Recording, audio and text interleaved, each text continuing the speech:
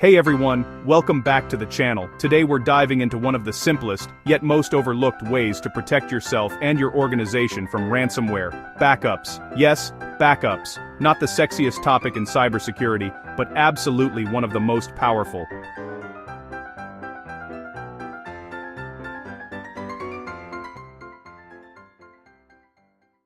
If there's one thing attackers count on, it's that you aren't prepared. And when ransomware hits, the people who suffer the most are the ones who never stop to ask, what would I do if all my data vanished today? So let's talk about how backups can turn a devastating attack into a recoverable inconvenience.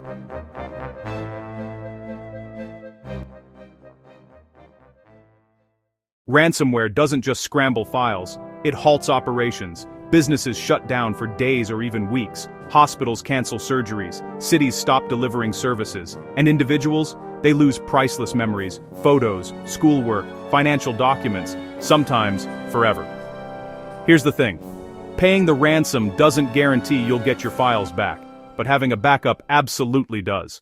So, why are backups considered the #1 defense against ransomware? It's simple. Ransomware works by holding your data hostage. If you already have a clean copy somewhere else, the attackers lose all their leverage.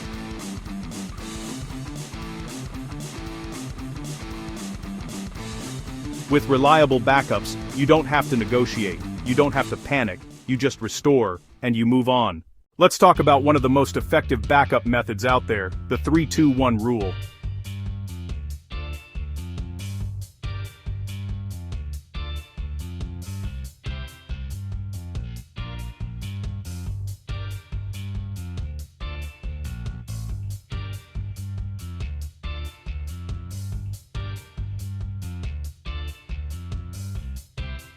This approach protects you against hardware failure, theft, natural disasters, and yes, ransomware. An offline or air-gapped backup is especially powerful because ransomware can't encrypt what it can't reach. Now, let's be honest, many people think they have backups, but don't discover the issues until it's too late. Here are a few common mistakes: backups that haven't run in months, storing backups on the same network, where ransomware can reach them, never testing recovery, relying solely on sync tools like OneDrive or Google Drive, which can sync encrypted files too. A backup is only useful if it's recent, protected, and actually works. People always ask, should I use the cloud, or should I back up to an external drive? And the answer is, do both. Cloud backups are great because they're automatic, off-site, and accessible from anywhere. Local backups are faster, more private, and don't rely on an internet connection. Together, they form a resilient system. If ransomware hits one, you still have the other.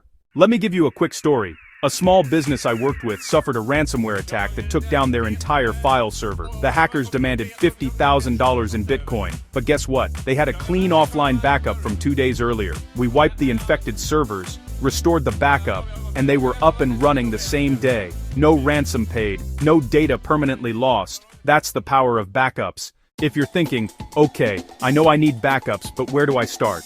Here's a simple checklist. Turn on automatic cloud backups for your devices. Use an external drive and keep it disconnected when not in use. For businesses, set up version backups with an offline or immutable copy. Test your recovery ability at least twice a year. Document your backup plan. You don't need a big budget, you just need consistency. Ransomware is scary, but being unprepared is scarier. Backups are your safety net, your insurance policy, and your ultimate peace of mind. So ask yourself, if everything on your phone or computer disappeared tonight, would you be okay? If the answer is no, then today is the perfect day to set up your backups. Thank you so much for watching. If you found this helpful, hit the like button, subscribe, and share this with someone who definitely needs a backup plan. Because trust me, we all know someone. Stay safe, stay secure, and I'll see you in the next video.